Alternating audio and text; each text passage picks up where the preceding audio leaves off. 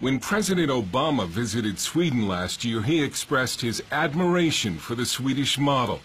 And that should make Americans nervous, because a United Nations report says Sweden will be a third world nation in about 15 years, below Libya and Bulgaria. Sweden is a society that believes it is racing into the future, but critics warn that it's racing to the bottom.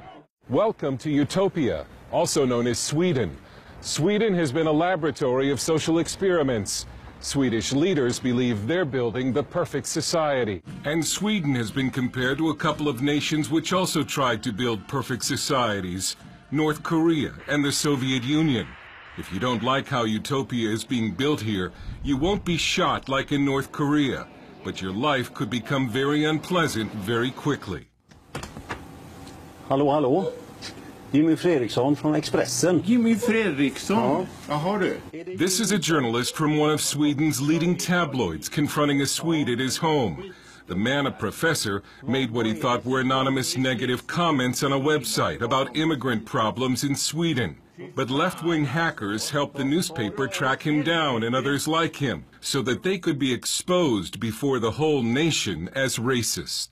This man, a manager, was fired because of it. Sweden's leftist establishment and media believe a cornerstone of their perfect society is multiculturalism, large-scale immigration from some of the poorest, most backward nations on earth. And Swedes who disagree with that plan risk being labeled racist, fascist, even Nazi. The rules of the game in Sweden is to avoid being hostile to immigration. It's the most important point to prove that you're friendly towards foreigners, you're friendly towards immigration. Danish journalist Mikael Jalving is author of the book Absolute Sweden. It's all about whether or not you can be said to be hostile to immigration.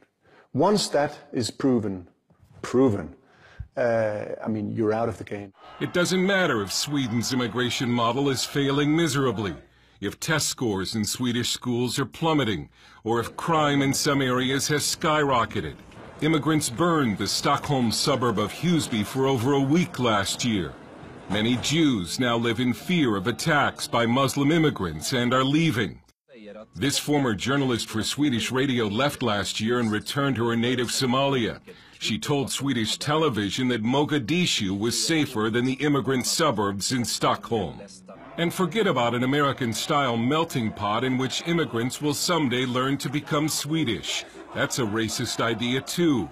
Jalving says Swedes are supposed to learn from immigrants and not the other way around. Assimilation is completely out of the question. Who says assimilation is completely out of the question? Everybody in all mainstream political parties and media and platforms would laugh about the word assimilation is a Nazi word in Sweden. We talked to several journalists who described a Stalinist-style atmosphere in Sweden, in which citizens are now afraid of saying anything that might get them labeled in the media as racist. They point at you and say you're a racist.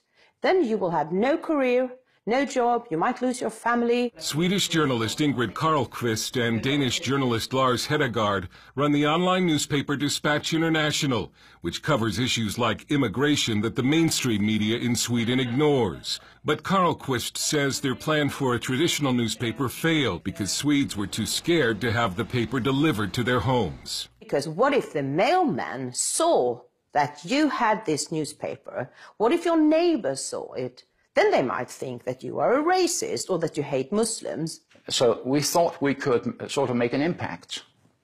We still think we can, but it's tough going. Dispatch International now hangs on through donations. Sweden has become a nation where some viewpoints are simply too risky to even read. What wise Swedish parents do nowadays is to advise their kids not to interfere in the public discussion, not to express so-called radical ideas about this or that. Because why? Why do they advise?